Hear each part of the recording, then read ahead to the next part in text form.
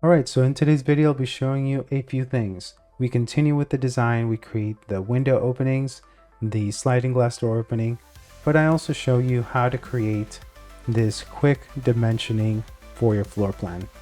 And at the end, I also show you how to create this hipped roof right on top of your design. So if you're interested in learning a little bit more about parametric design, how to use it for architecture, just a few more tips and tricks, this is going to be a perfect tutorial. You can download the script from my website until the next video is posted so you can see how things plug in, and if you get lost somewhere you can follow along. But with that being said, thank you very much for being here, and let's jump right into it.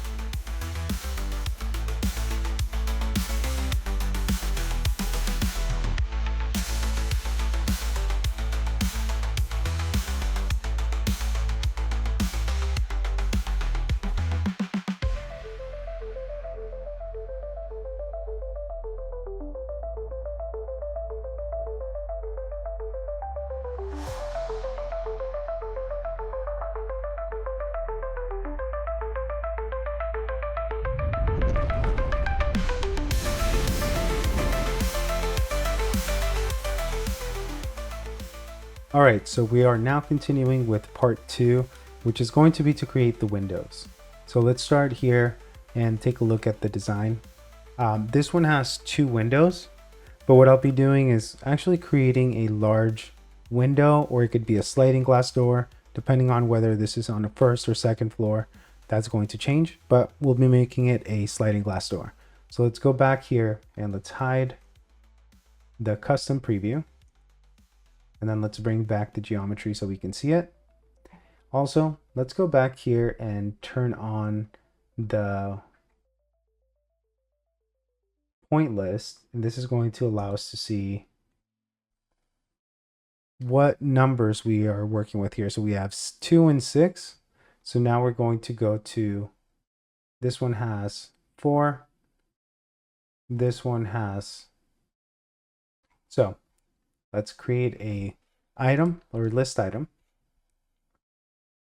plug in the edges. We're going to extract 2 and 6. So here we can go to index. We didn't do this last time, but we can set multiple integers. So we can just say 2 and then enter 6 and then commit to changes, and you'll see that we get those 2 line segments. Now, this is going to be relative to the center, and we already have that done here. And so what we can do here, let's see, this one is different because it's in the Y direction. We can use this. So we've already created the offset relative to the line segment using 36 inches, which we are going to change that. So we'll copy that over as well. The extrusion, and we don't need to shift it. So I'll take all of this, slide it down, tap Alt. And the difference between having 2 of these in one is that when we bring in the midpoint, it'll bring both of those in one. So we need to use a, instead of a line, a polyline.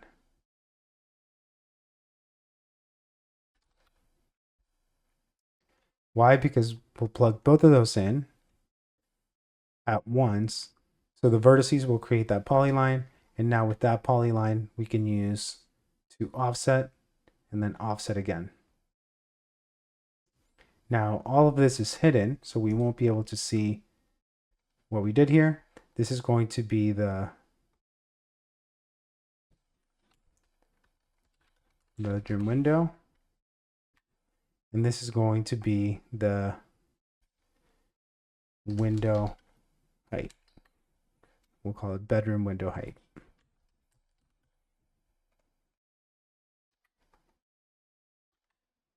And now we can add this to our subtraction. So we can take this, bring it all the way over here to the flattened list, add it, and now we can hide this.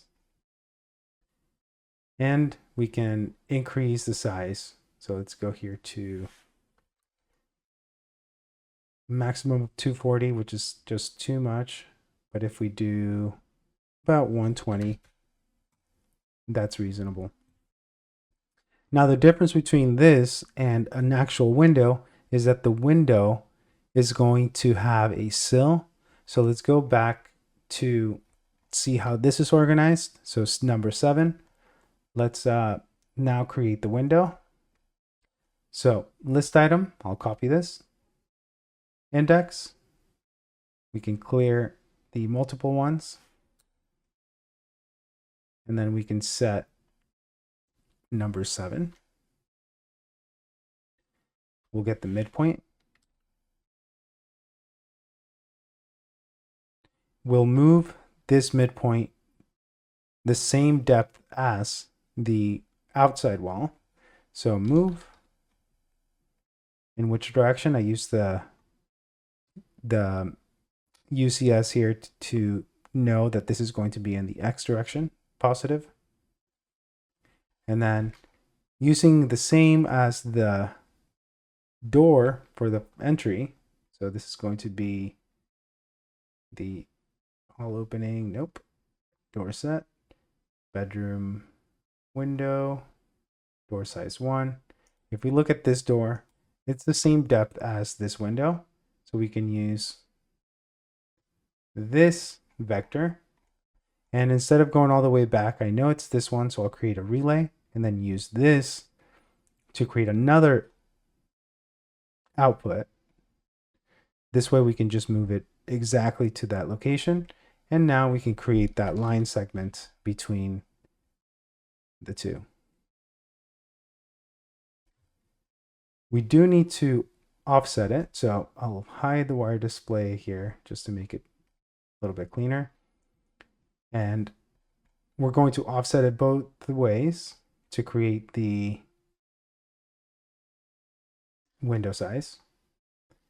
Now I'm not going to use that one. I'll use this one. And then the loft is fine. So using these as the input. Now we have that surface. Now this is going to be bath window. Just do win size. As you can tell, I like to group the ones that change the design. And now that we have this, rather than extruding it up, we're going to move it to the height of it's called the window head, or the height of where the windows go. That's going to be determined by, well, it could also be a higher one too. So that's actually the most important size, is going to be moving it to the top location. So move in the Z direction. And now we'll be moving this up by, we'll just say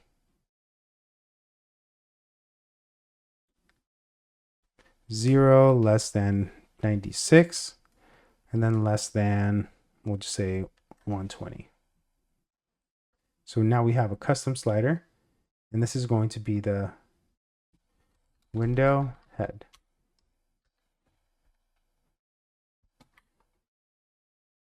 And now we're going to extrude it down for the height. So extrude in the Z direction, but we're going to extrude it down, so negative. And not by 96, because it would make it the same height. We're just going to say 60. Maybe that's too big. 48. And now we can add this one to the subtractions. So now we can hide this, and we can show what it looks like here with some material. So this is the bedroom door, and it could be a small door, or it could be a sliding glass door with some side windows. For now, we have this as a sliding glass door, and then this one is going to be the window size, the height of where it's located, and then how tall it's going to be. So it could be a small window at the top. It depends on the layout and the configuration of not just this one, but another one. Now, what makes this a good design for a hotel or for something like this is you don't necessarily have to have the window, but if you do have the window, you can mirror relative to this one and you can have 2 units at once.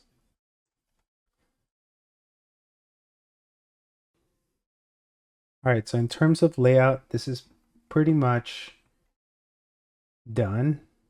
But here's what I want to show is let's hide this because we don't need it anymore. And then let's hide a few of these other things. Now, in terms of construction, this is a good way to show it. So we have this geometry, which is what creates the entire design. Now, if we want to do a quick way of seeing how this is dimensioned, here's a trick. So we're going to take this and we're going to go back to that rectangle. And we're going to turn it into a surface. I'll bring this all the way over here. I'll hide the wire display. And then I'll use a intersect component called brep and brep.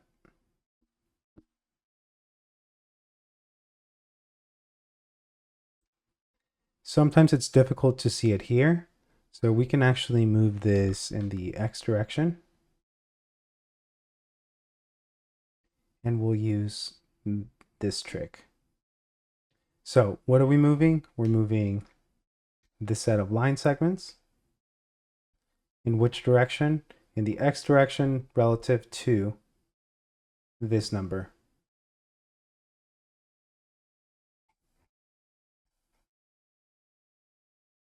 And we'll use in addition. So this number plus, we'll do 120.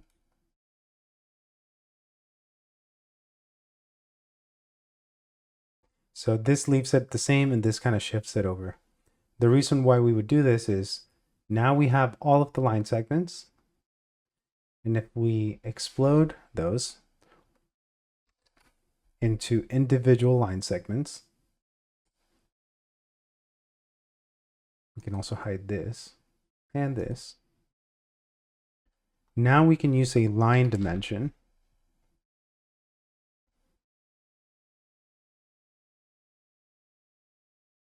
We can hide the segments and change the size here. Let's say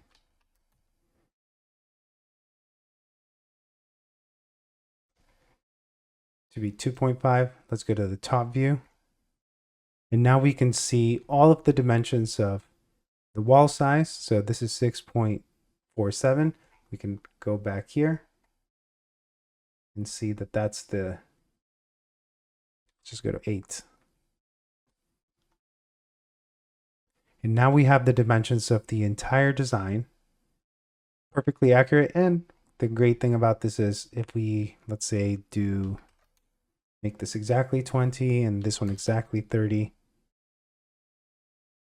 you'll see we have all of the dimensions. We do have them in inches, which we can change, but I think that this kind of gets that overall dimensioning taken care of.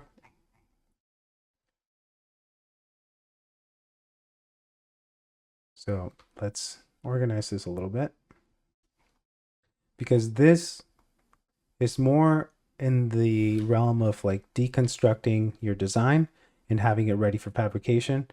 But the next thing we could do is now do a roof over this, so we can take care of basically the covering of the overall design. Now, this can also be arrayed. If we remove, here's a trick that I want to show you. If we take this and we disable it, Now we don't have this window, which means that we would have to vent it a different way. But what we want to do, so let's first do this. We have this unit, we can hide the dimensions for now. We can also move them in the Y direction.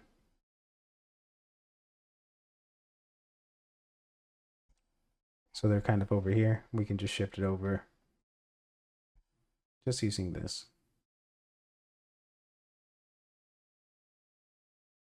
Why? Because I want to show you now that we have this, we can take it and we can move it in. Well, let's do this. Let's switch the Y direction to this one. Now we're going to move this in the X direction using the slider that we used to create the overall size. Notice though that we need to subtract the wall depth so they overlap. So it is this vector minus the exterior wall size.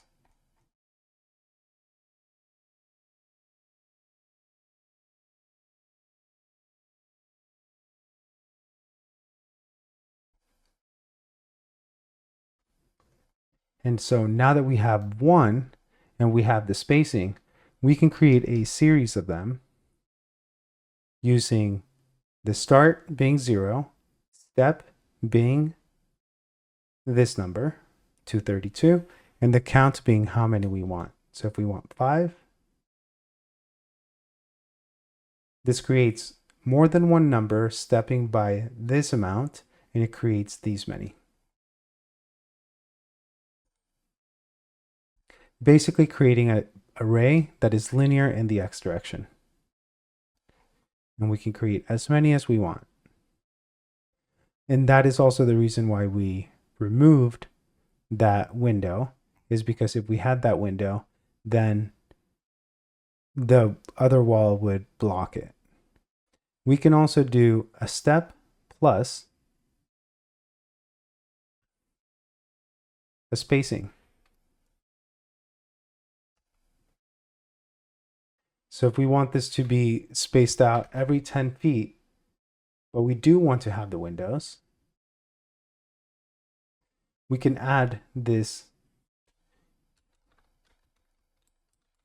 unit spacing. And this is going to, well, we can hide these two.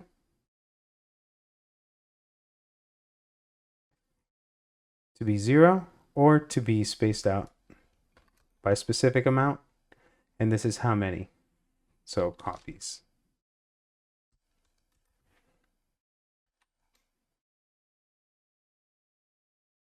So basically this means that we have created a block or a unit that is then copied, and we can create as many copies as we want. And we can use this series command for the roof as well.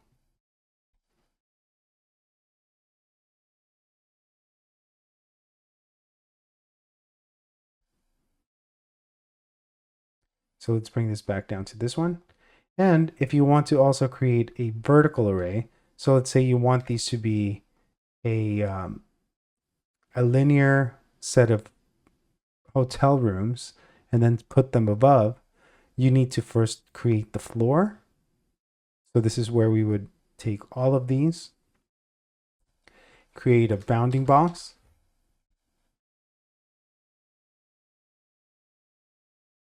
and then here, union box is going to be everything that is in there is going to create a box around it. Now we can deconstruct this.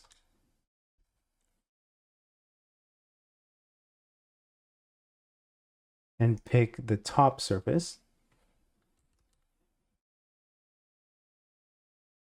So that is the side surface. If we keep adding, we go 2, 3, 4, 5, 4, 5, 6. So 0, 1, 2, 3, 4, 5. We could just pick the fifth one. So, and we can also use point list.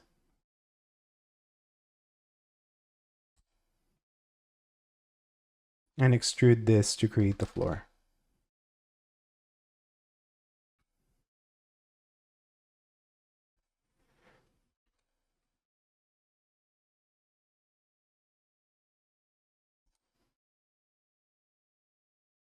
And what's cool is that even if we create a spacing in between them, you still have the floor right above it.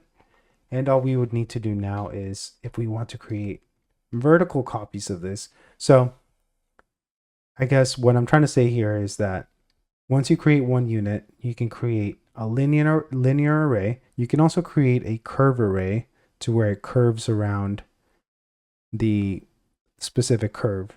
But with this one, we have the floor, we have the wall height, and now we can use an array. So move.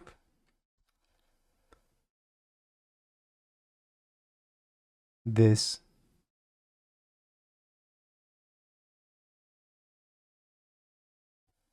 and this. Or actually, no, just the units first in the Z direction.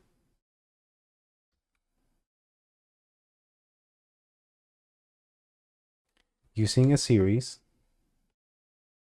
And then let's go back to the beginning to where we have the extruded wall height. Use this.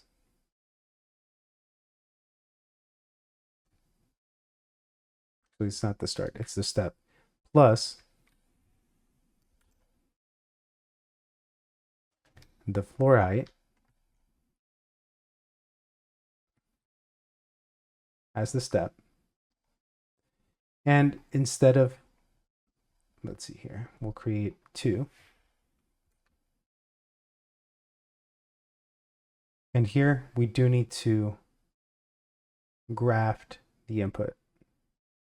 So let's move this up by 24 plus, because I got this output, not this one.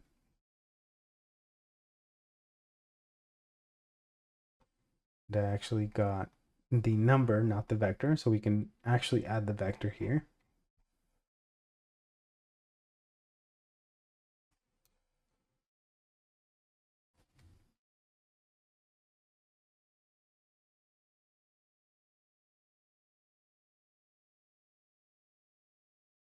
And then hide the wire display on this one to keep it clean.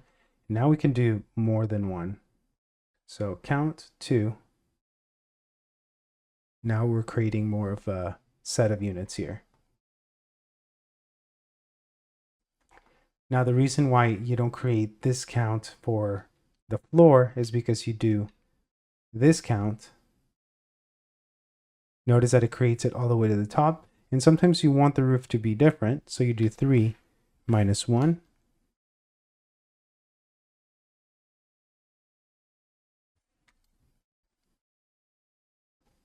But you can also just do it like this.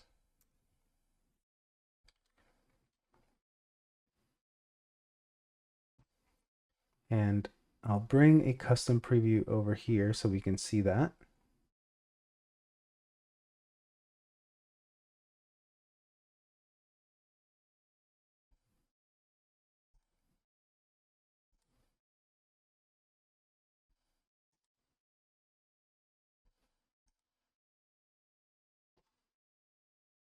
So parametrically here, we're able to create, let's see, this is going to be dimension shift.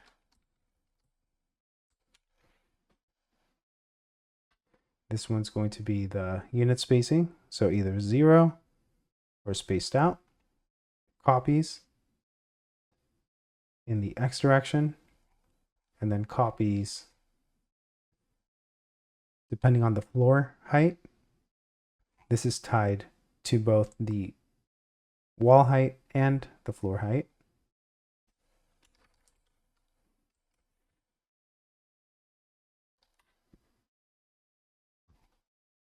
And then the number of copies. So if we want 1, so Z copies, and then here X copies. So if we just want 1 and 1, that's all we'll get. But if we want to add more just above the same exact copies, or if we just want 2,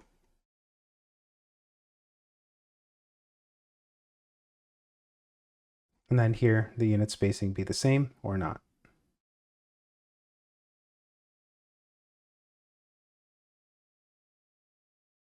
And then using this, then you can create a copy on the other side. So then you could create a tower with circulation down the center. But that's not necessarily the point of this. The point is to show you how to create the unit, how to create some copies if you want to, which here for this particular one, I don't. Maybe just for 2 here. And now we're going to create the roof. So technically we'll just take this and make it as an option. Let's organize this a little bit. So this is an option.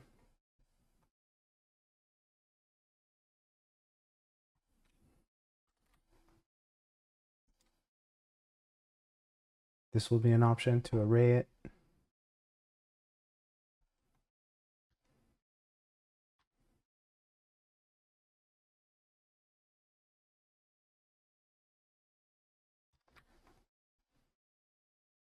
But we know that the true kind of tutorial and idea for this is to create the block first, and then we already have the rest of the information that we need to kind of create copies or arrays.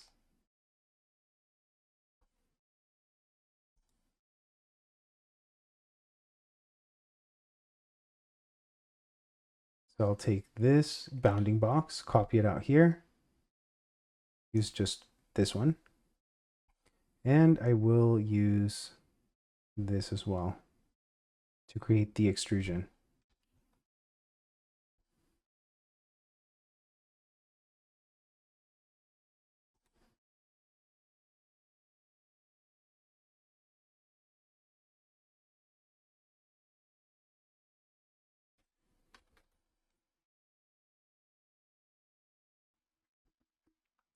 Actually, I take it back. I don't think we need this.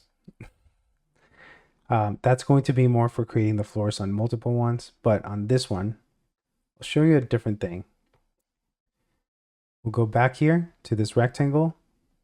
We'll move it up to where the top of the wall is.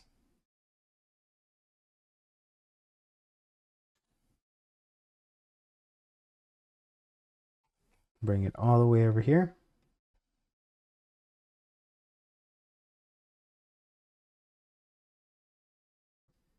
Now we're going to take this and offset it. So this is going to be your overhang. We'll offset it here, let's say by 30.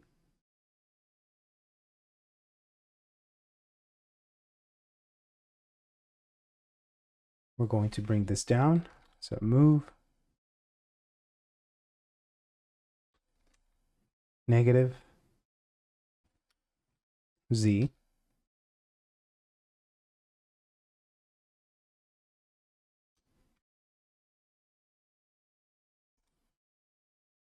And then use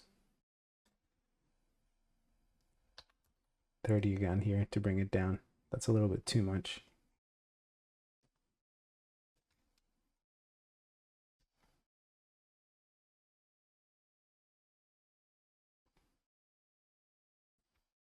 Now with these two, we're going to loft them together. But what I'll do is take the original one and the offset. We do need to flatten it here.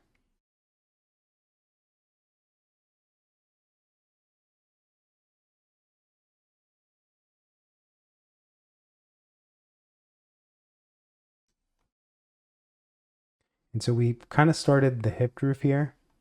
I don't know if a hip roof is a good idea, actually. Maybe it'll be a gable end.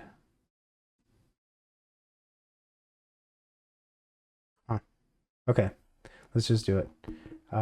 We'll take this and we will deconstruct it.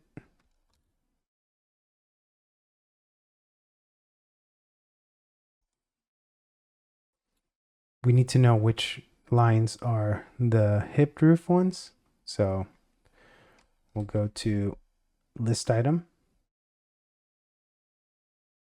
So this is one of them, but the easier way is using the technique where we get the point list.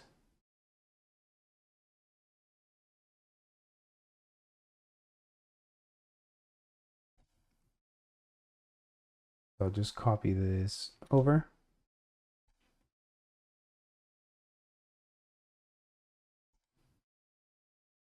So we'll be using 0. We'll be using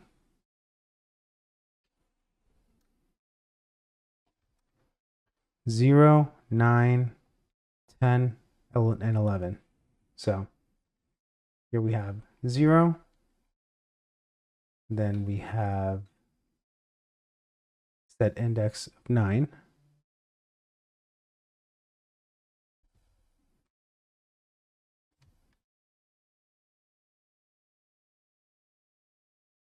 And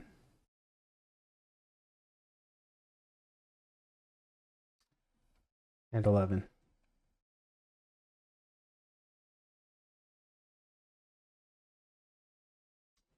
Now let's extend 0 and 9.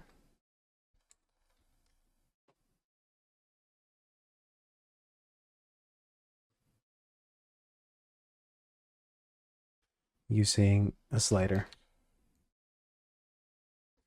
So one of them is going to be 0 and one of them is going to be 120. And we'll know when we plug them in, and we'll see that the start is going to be like this.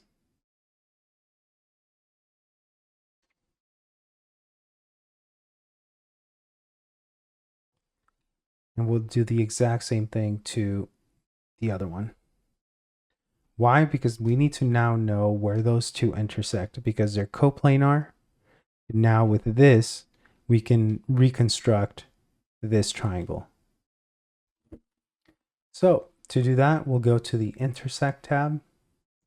Then we have one called curve and curve.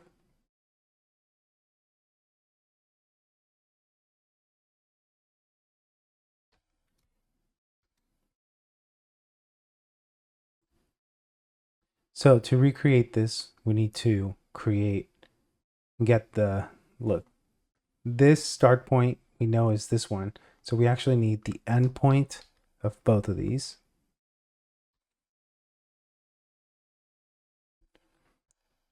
And create a polyline.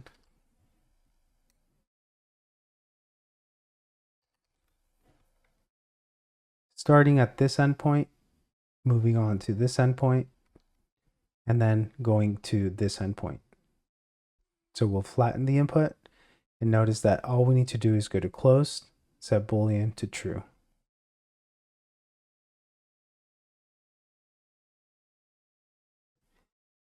And all we need to do is make sure that this triangle, this length, is the same as this length here, or just by using an extend. We just need to make sure that it goes way past it. So we can just set a large number here.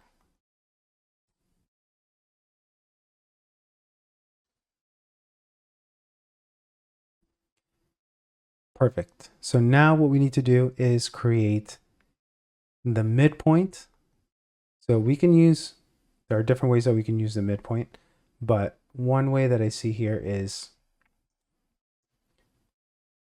if we take this loft and we use an area component, which means the kind of center of this, and create a x, y, x, z plane,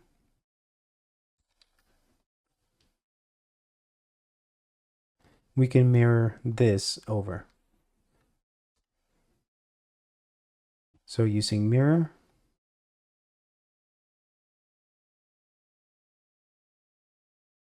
actually, let me take this back. This, we can plug in that, we don't need it to be close. So wire display, reset boolean to false, and then this end. So let's plug those in again. We'll start by plugging in this endpoint, then the top one, and then this endpoint.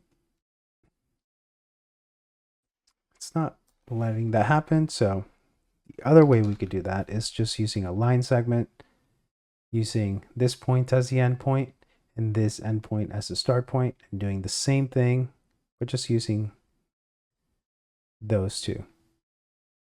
Why? Because we can join those. Basically recreating the polyline. And now we can mirror this line segment relative to this plane. So now we can go back here and hide all of this stuff that we did to kind of get the roof slope, to get the overhangs to be even. And now we can loft these two together. So using this and this.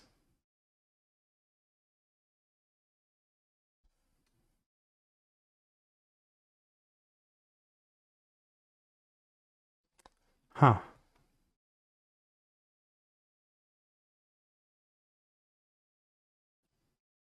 No, I take it back. So you're saying a few things.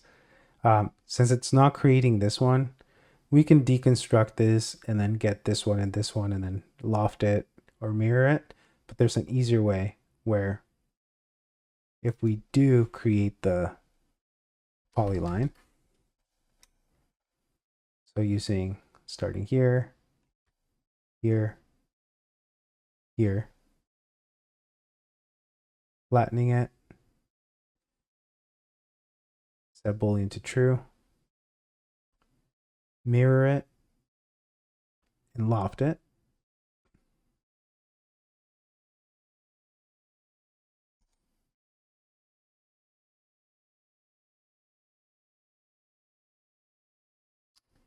Oh, actually, no, let's go back. Let's go back.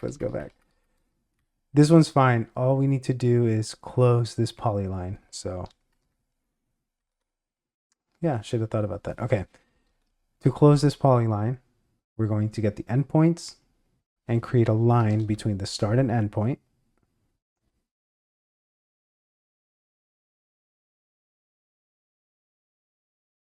And join it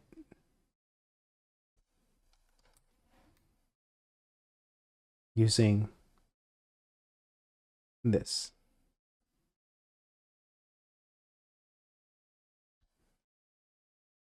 So I'll flatten the input and then go here to boundary surfaces.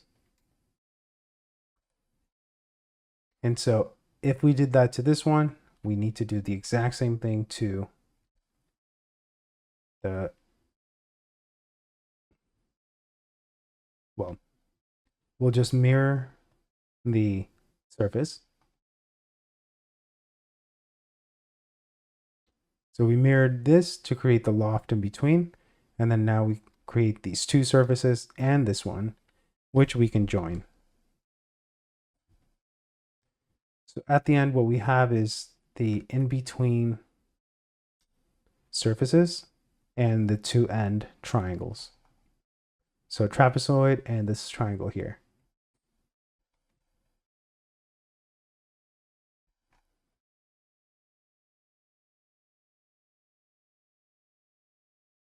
So with this flattened input, to make sure that it says just one, we can now extrude this down. Extrude this B-rep in the negative Z direction. We can use an input here.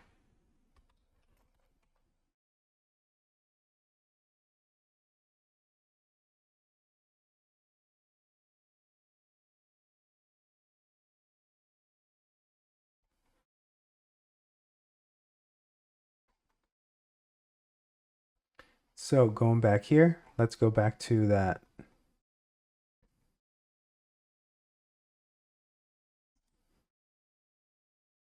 the walls. This one. Copy the custom preview for that.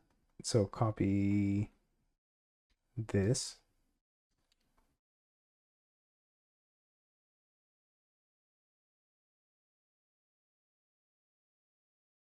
So we can see it.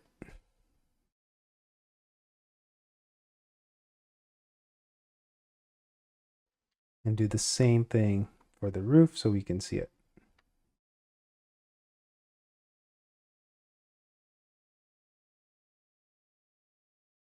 So the roof, I'll keep it, let's see, this is going to be for the wall, and maybe the roof is a little bit darker. And we can shift this up and down relative to the outside face, which is what is going to allow us to keep a clean and an actual overhang. So can we change this? Yes. Let's go back here. Show you that the overhang can change. But with the overhang, we also have the roof slope.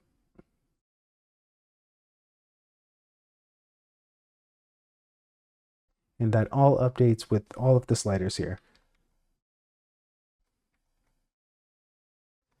So let's go back to 30. And we can calculate the run over the rise to get the slope. So let's do that.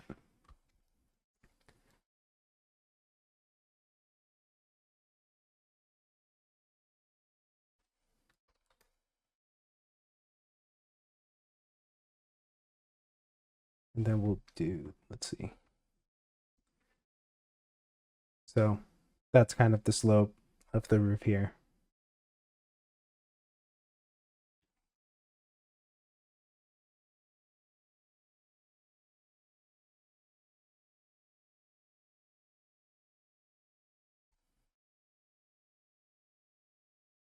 So the roof portion is a little bit tricky because we need to, well, depending on what style of roof you want to create, this is a great tutorial for creating a hipped roof. This is a pretty basic hipped roof, which these steps only work with a rectangular or a square hipped roof. So hopefully that helped you out a little bit. I wanted to continue and kind of show you further how to create the openings. So we have the windows. If you want to, we can enable those. And we have the outside opening. And I might continue with this, adding more details on the interior. But for the most part, that was the idea for this tutorial. So hopefully you learned a few more tips and tricks, even how to dimension your floor plan. If you have any questions or you want to see how things plug in, you can download this from my website until the next video is posted. And with that being said, thank you very much for being here, and I hope to see you in the next one.